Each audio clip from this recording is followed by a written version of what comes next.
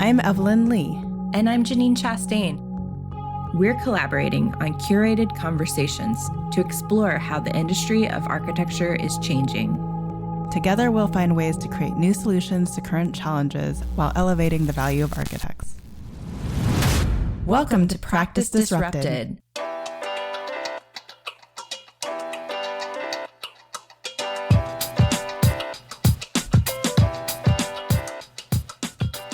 Hello, listeners. Hello, Janine.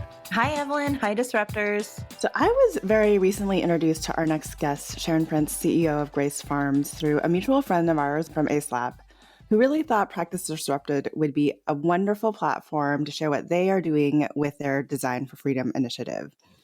The initiative is taking a look at sustainability and equity, the two core focuses within the AIA strategic plan, by looking at really the entire life cycle of procurement and materials and specifications more holistically than I've seen any other group doing, including the labor that it takes to harvest and manufacture and deliver our building materials. This is an area that I feel large corporations get a lot of flack about. Nike comes to mind immediately, as well as others in the fashion industry, but one that relatively goes unnoticed until now within the building industry. And we know Sharon was with us in Chicago. She gave a presentation at A22 when AIA was last together as a large group. And so I know a lot of you may have heard the initial story about Grace Farms. And today we're going to go deeper and hear all about it and all of the education supporting the mission-driven work that they're doing. So we're very, very excited to have you, Sharon. Why don't you kick this conversation off by telling us a little bit about yourself? First of all, hello, Evelyn and Jen. It is so great to speak with you today as fellow and leading disruptors. I've been so looking forward to this conversation. I'm Sharon Prince. I'm founder and CEO of Grace Farms Foundation. And we are leading as an institution the Design for Freedom movement, which does need leading disruptors. As you talked about just a minute ago, this to create radical paradigm shift. That where we're going to first illuminate, is what we're doing now, and then to remove forced labor from our building materials supply chain. So we are connecting dots, surfacing facts, proposing strategies to hold leaders of the full ecosystem of the built environment accountable. So this podcast is right in my lane, and I'm eager to really engage your audience as well. I think our listeners would love to hear a little bit more about Grace Farms. Why has it taken on this call within the building industry specifically, and the kind of the evolution of that story from your lens? Unlike other projects that are built for existing institutions, the foundation was created when we opened Grace Farms in 2015. So this is just the opposite of the norm and quite aspirational, particularly risky since there's no pre-existing model. And the concept for Grace Farms started with this idea that space communicates, which an architect friend of mine shared with me about 15 years ago while working on my former business.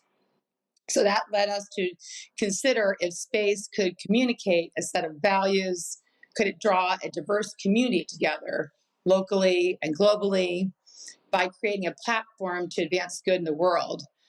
So could architecture be generative over hundreds of years? Like what could architecture do that other means and methods or ways to advance good in the world could do? So then we started to think about what are the common denominators among us that would contribute to human flourishing.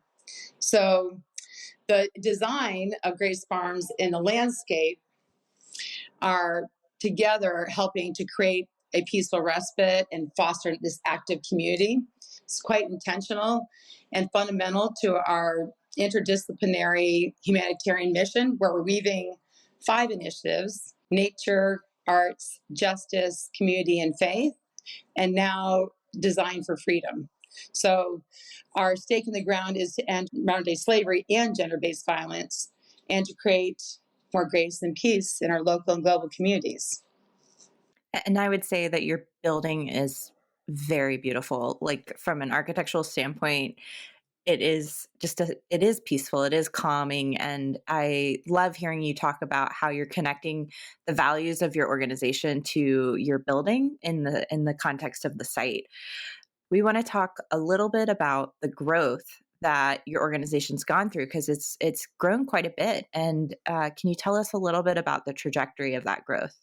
Yeah, so I think it's first important to start with like how do you is first let's go back to this. I think we should first note how important it is in when you're initializing and starting an organization and a space. So, and actually, please stop for a minute. I'm going to go back. I probably should describe. I didn't even talk about sauna yet, so let me just that for a minute, okay? Um, so, Kazuyo Sejima and Rue Nishizawa of sauna enabled us to create a new type of public space. So, a hopeful space to address pressing humanitarian issues where the architecture would become part of the landscape. And since you've been to Grace Farms, right?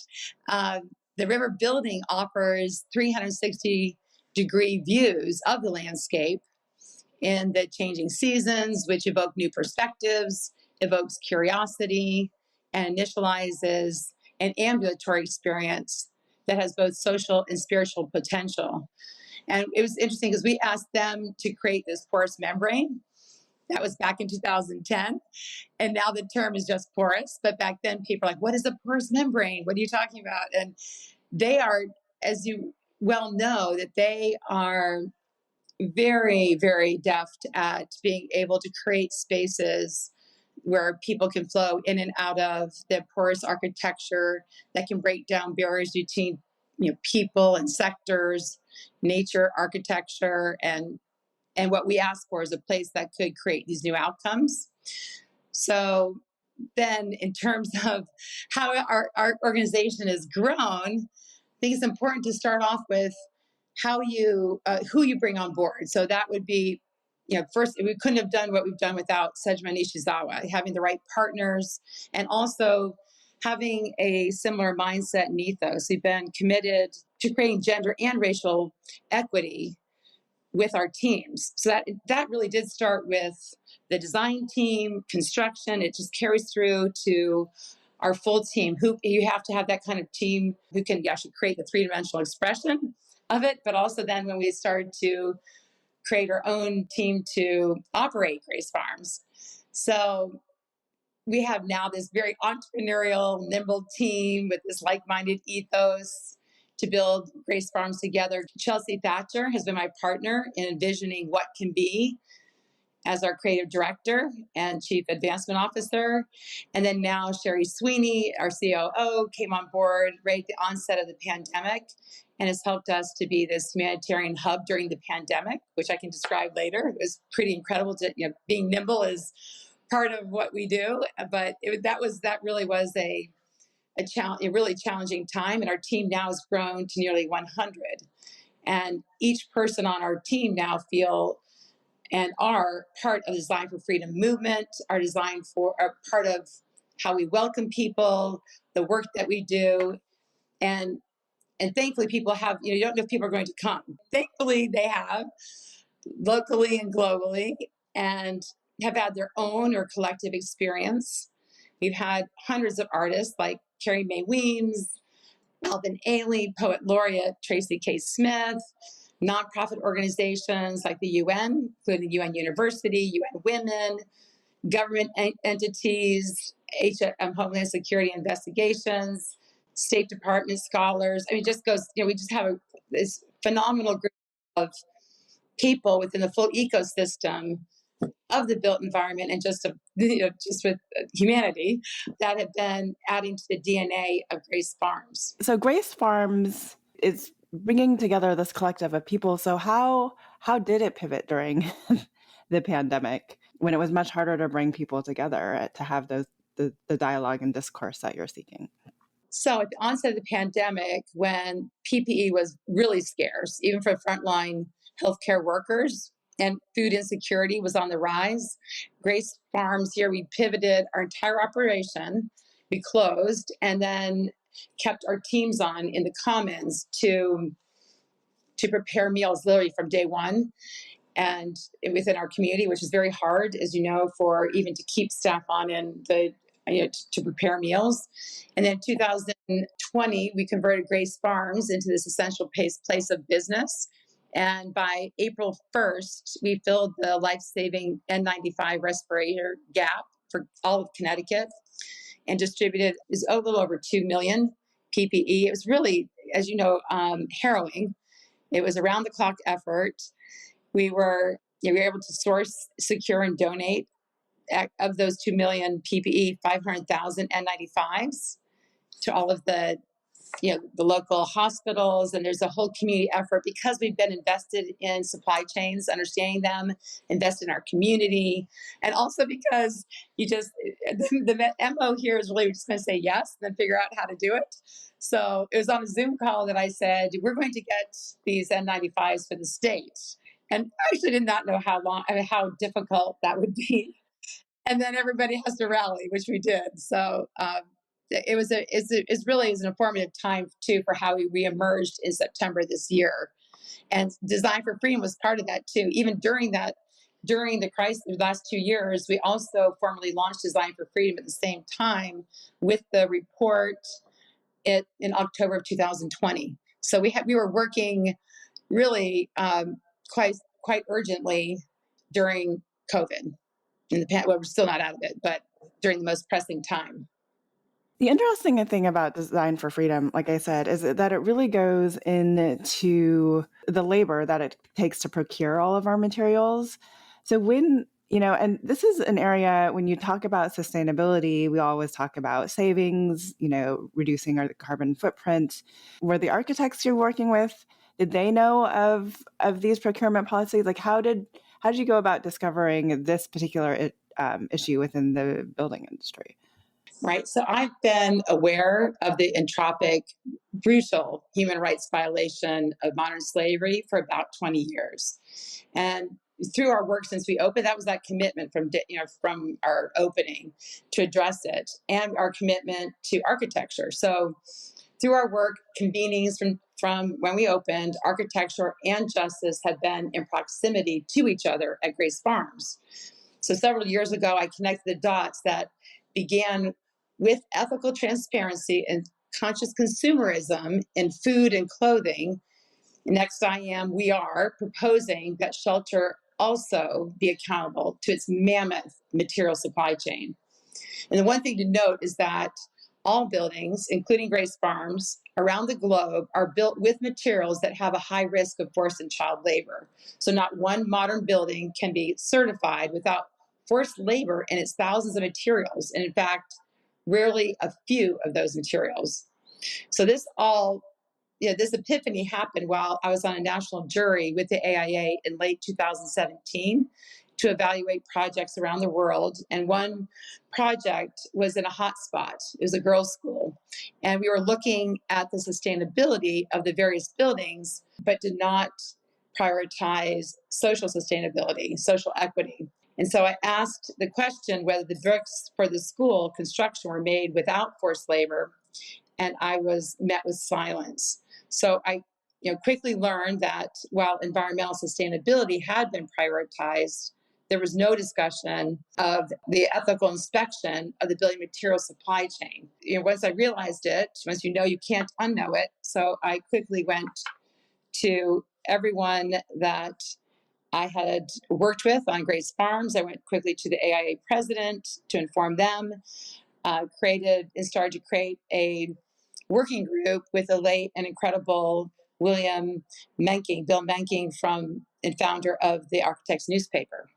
And he agreed that, and astonished himself that there had been, there's been a labor transparency within this, the largest industrialized sector in the world that is also at the highest risk of forced and child labor.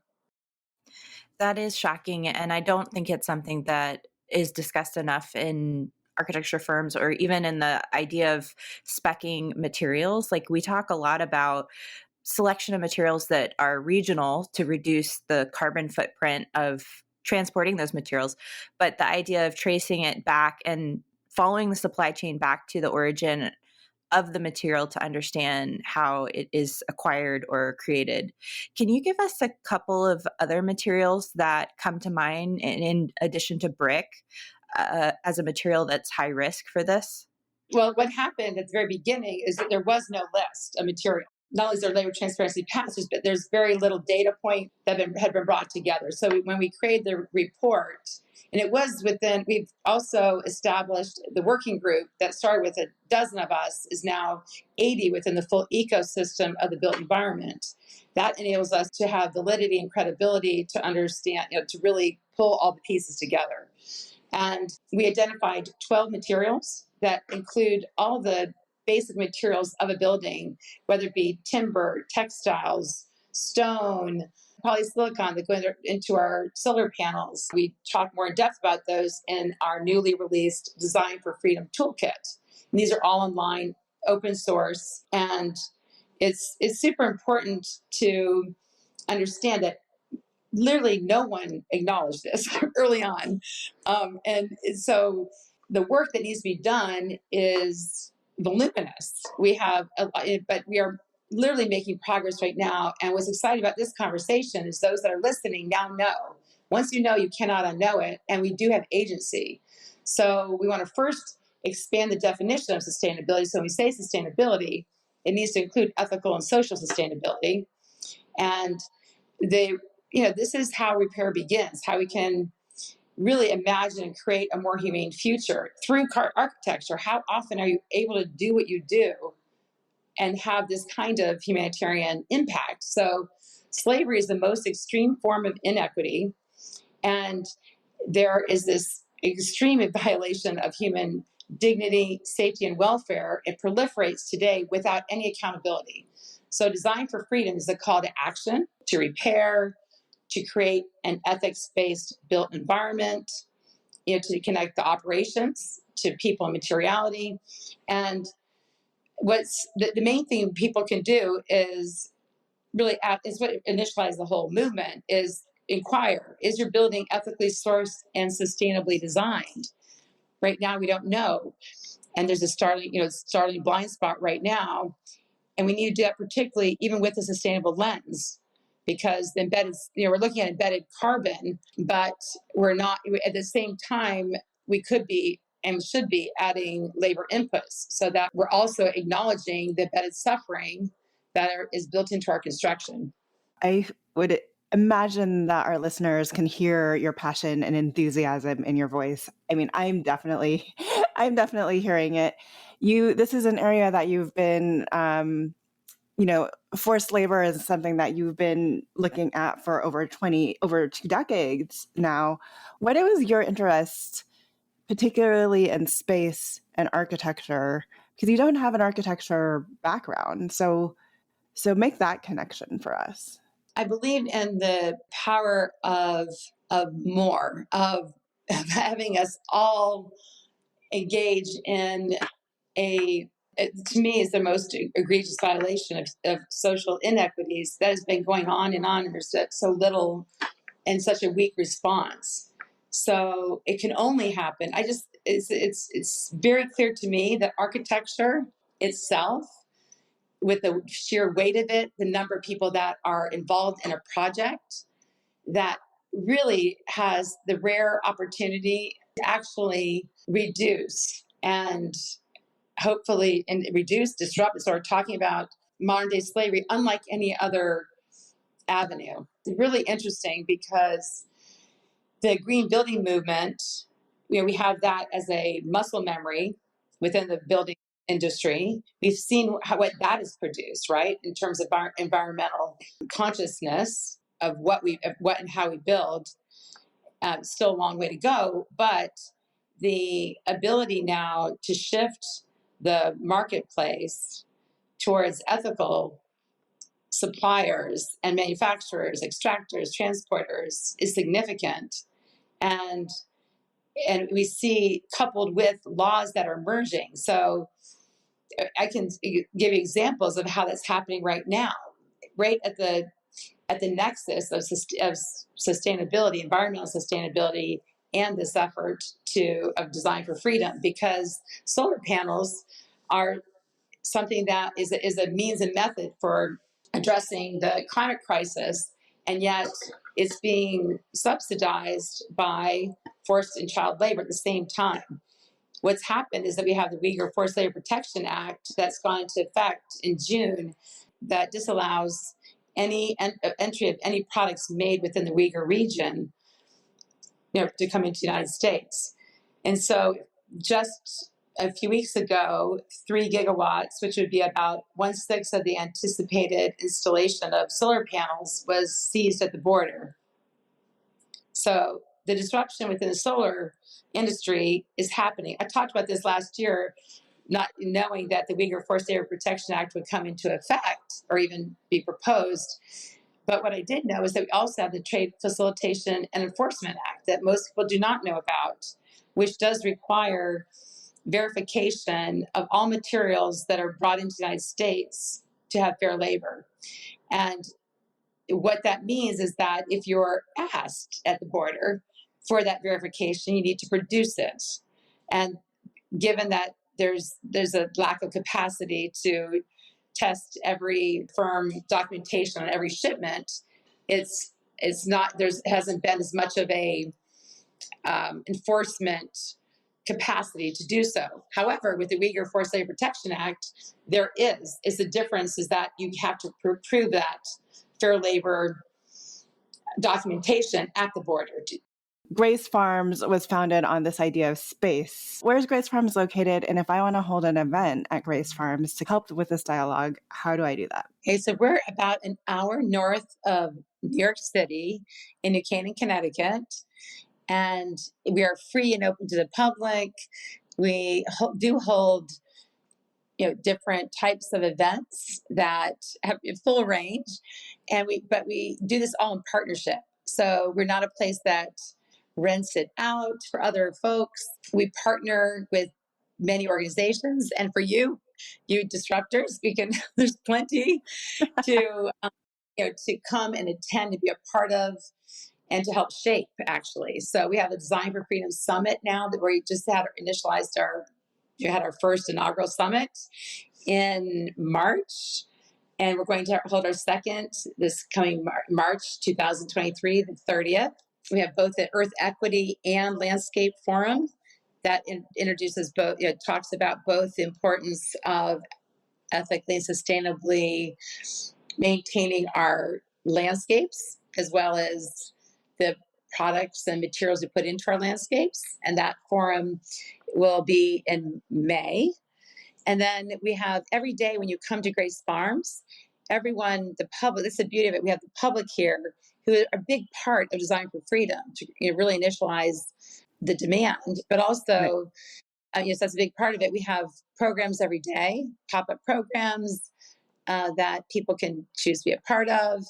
There's a library. We have a library where we have plenty of books, but we also have the report toolkit that everyone can use within this industry. That's the main, the one of the very easy things and first things to do is to just download that. To download it, exactly. And the designforfreedom.org website has that as well, and use it. So the very easy thing to do too, use the toolkit, but also start to ask your suppliers when they're meeting with you to give you to give the certifications that they're using that are relevant to Design for Freedom, that have third-party audited labor requirements. And we list those in the toolkit too, so they you can cross-check those. And to use material circularity, because that truncates the supply chain we're at upstream, where it's at the highest risk of exploitation. And we have a newsletter. It's like a separate newsletter, and there's lots of ways. But the main thing is that everyone can really investigate one material, one chair, one item, and that will mean a lot. We've already seen that happen. When conversations start to ensue, that starts to trigger a mind and understanding this is important. And everyone on this call has that agency, which is really important and exciting. So if I'm a designer or an architect in my office right now listening to this podcast thinking about, wow, I need to take action on this and I'm going to go download the toolkit. Where do they start with actually applying it? So I'm hearing you say that they can go research a material. So let's say their project has a high use of brick in it as a key material.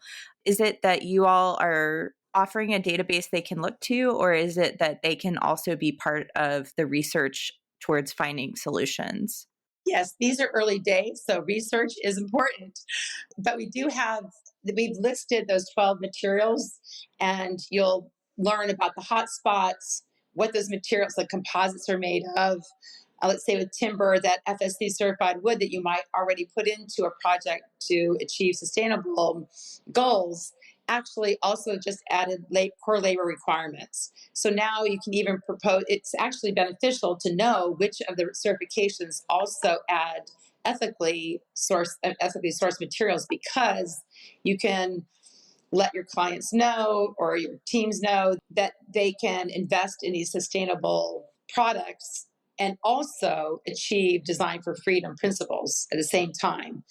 In the toolkit, there's also letters that you can send out to suppliers. There is a questionnaire, so no one's alone on this. They're all together on it. And the material tracking spreadsheet is available, downloadable. Specifications that were created with Gensler, Bill Dubois, who's the construction specifier there, Hayes Slade, and others that were part of a sub team. Those could be added to your specs. It's a very similar process that you might be already undertaking for other environmental certifications. So again, we don't want to create a separate lane for design for freedom. It's additive to all the sustainable means and methods at this time. Yeah, this is something I just thought about it. I was like, this is a toolkit that I need to get in front of the Ruse team at Salesforce, actually, because we just made sustainability one of our core values at Salesforce. So I should hope that extends to equity as well. So we'll put all of the links that you've been talking about down in our show notes. So it's very easy for everyone to find. We do have some younger listeners that are, looking to be practice disruptors as they grow into leadership. So are there other ways that are your younger listeners, those that I would say maybe even struggle with managing up, can contribute to the conversation and bring it forward to their leadership? I love this question so much because I've been talking now and guest lecturing in many universities of over a dozen. And it's one of my favorite things because as a new architect, design professional, it takes years in architecture, I know that, to be able to have an immediate impact, let's say. By really investing time to understand design for freedom and the capacity that you might have in an organization, you're bringing something to the table that the organization most likely has not been informed about. And this is something that reduces business risk, it reduces legal risk, it reduces reputational risk by instituting into an organization, and increases humanitarian value. It's really I believe a very strong gift to any institution you might bring this to, and you have agency. So it's not, what's interesting too is if you're an architect, you have the responsibility to uphold many of the ethical pledges you're already committed to. And this is one that's just has not been recognized, but really folds into those lanes. And I have not encountered anyone who said that would ignore it. Again, might try to struggle with how to integrate this into operations. But as a young professional, it's really something that I hope and have seen people start to do their own research, be able to bring to organizations themselves. We're also putting into place I think it's such as the universities and young professionals right now, to me, are the ones who are going to be able to carry this forward as we're developing new technologies, and also to make this a non-negotiable it's just, it's really, all you young professionals are such an important part of Design for Freedom as a movement. Oh, I wholeheartedly agree. I was going to ask about the pilot projects that you guys are running right now and what those are and what they look like and what stage of the process they're at. So pilot projects are the next step in the Design for Freedom movement. Nothing replaces doing the work in real time. So the goal of the pilot project is to raise awareness, demonstrate Design for Freedom principles in action, and then add to the body of industry data. So we have now 5 international projects, a couple in the United States, and then also 2. So one in London, the Serpentine Pavilion, that opened in June. We're going to we held a convening also on June 12th there on the UN World Day Against Child Labor, and help to activate a number of the design community and activists and so forth in London. We're going to hold another ethical action community meeting on September 29th there. So you can see that we're looking for pilot projects that are publicly open. Probably 1 million will see all these pilot projects within the next year. And then also add to the capacity to inform, have awareness opportunities, but also start to activate teams. So the New Canaan Library, which is a local one right here in New Canaan, that came on board, has been designed by Centerbrook Architects, but also constructed by Turner. Now Turner is a committed partner. Incredible, right? They have 10% of the industry, and they're committed to really put into practice the Design for Freedom principles. And there's more to talk about that in the future. So it's not just one project. Pilot projects have a cascading effect. Now, when Turner has a working group working on it, and Arup, might have a working group on it, and then their own, when they're initializing these responses themselves by knowing how important it is and the capacity they have.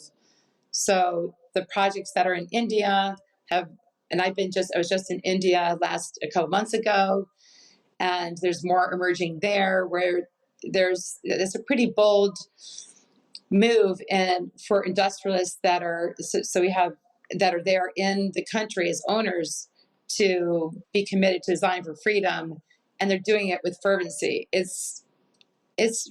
takes these early adopters, takes boldness for people to move forward with this, and there's more to come, which is exciting.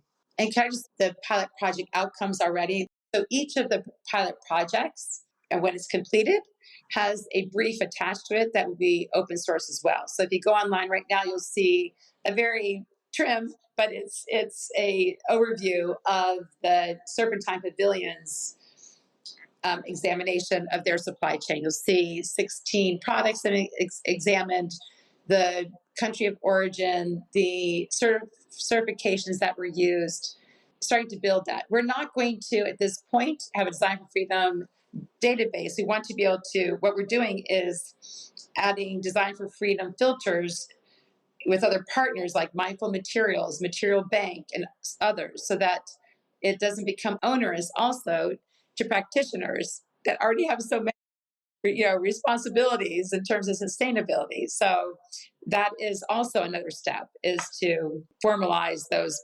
partnerships and add the filters, which is emerging right now. Sustained Chain is another one. The US Sustained Chain is a data platform that will enable all of those on this call and so forth in the future. We're announcing that soon, how we're activating that.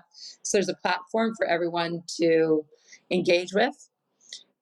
So it's creating, other avenues that exist, and then add Design for Freedom to them. I thought we could talk a little bit about the supply chain itself. And you mentioned people earlier and just taking that idea all the way back to the source, because I'm not sure everyone of our listeners will understand the concept of supply chain. There is so much emphasis on the design part where you pick the material or you pick the product and you select it. But let's actually walk it back and talk about what supply chain is.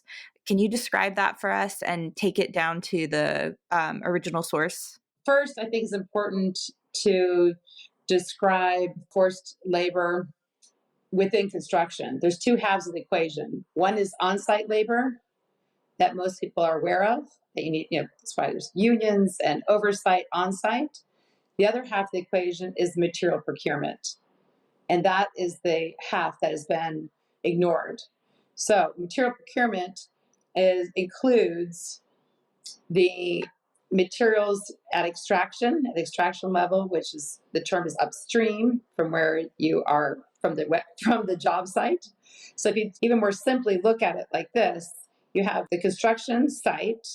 We're looking to move the perimeter beyond the construction site that goes right to the level of extraction, which would be at the forests, in the mines, and agriculturally, let's say for cotton and other textiles. So that's the level of extraction, and that is where there's the highest risk of forced and child labor.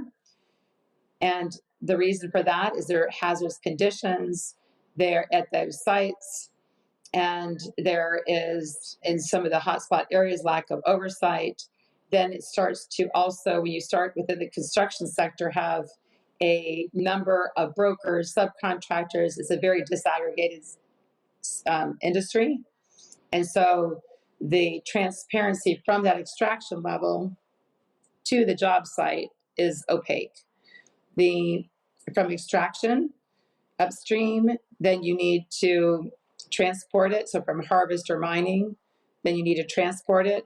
That's where forced labor and forced labor can still exist.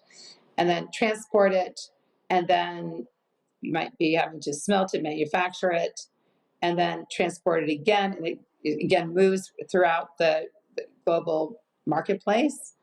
And therefore, then it ends up within the manufacturing with other materials. So there's commingling of materials that make it difficult also to identify the materials if they've never been prioritized to inspect those materials. So they're commingled. And then they end up in other composite, like let's say HVAC systems and lighting, very difficult, right? And then they end up at your job site. So you can see that it's a long supply chain, disaggregated. And it's also part of that supply chain that's important to note is that when you design a building, you actually do have a through line to those materials, because if you are asking for a certain type of material, they might only come from a certain place. Right now, if you're asking for a solar panel, the polysilicon, 85% of it comes from China, and 45%, 50% from the Uyghur region. And there's the rare woods. Where do they come from? They come from a lot of those, again, that'd be Peru, Brazil, and so forth. And then you look for those areas where then in those areas there might be a lack of oversight, even though there's laws that exist. That's the other thing that's really surprising is there's with every country there's laws that exist against slavery, and yet it goes it still continues quite often with impunity. So that's the supply chain. The other thing that you mentioned that I thought was really interesting is the idea of the third-party reviewer. I think it's really smart that you're getting the construction industry involved. So having a partner like Turner, when they start to identify the different providers of these materials that qualify, then they grow this list and knowledge of sources that they can return to when they're putting this into the building itself. But the idea of a third-party reviewer, tell us more about that. That sounds really intriguing. Yeah, so that maybe I should define what that is. A third-party labor auditor is different than Turner. So third-party auditing means that you cannot audit the materials for forced and child labor yourself. You have to hire an auditor who goes through a process to determine whether passports were withheld, where there are brokers involved to ensure that there is payment on time to workers, paid a fair wage. Those are separate companies that do that inspection that are not related to the manufacturer. Basically, we're aiming to shift the largest industrial sector in the world towards ethical, fair labor sourcing, and we're going to continue to figure out how to do that and leverage all of our capacity. That's the aim, and get it onto the agenda actually want to get Design for Freedom on the ACE agenda. To me, you're right. Once you know it and you see it, nobody can ignore this, especially architects who always want to do good by their projects and their clients and their people. So I think once more architects are educated on this, I think you're going to have a really strong group of advocates. And so we're very honored to help you spread the word on this mission, and just want to say thank you for joining us today. Hi, Disruptors. If you like the content from today's show, you can find all of our past episodes over on practiceofarchitecture.com/podcast. Be a part of the conversation by joining us, our speakers, and others in our community at practiceofarchitecture.com/community. Our social media handle is @practiceofarch. That's @practiceofarch. We love to hear from you. Drop us a note to say hello. This show is part of Gable Media. You can learn more about other podcasts and video channels in our community by visiting gablmedia.com. Thank you for joining us on Practice Disrupted, a podcast by Practice of Architecture. Tune in next week for a new conversation on change in the profession.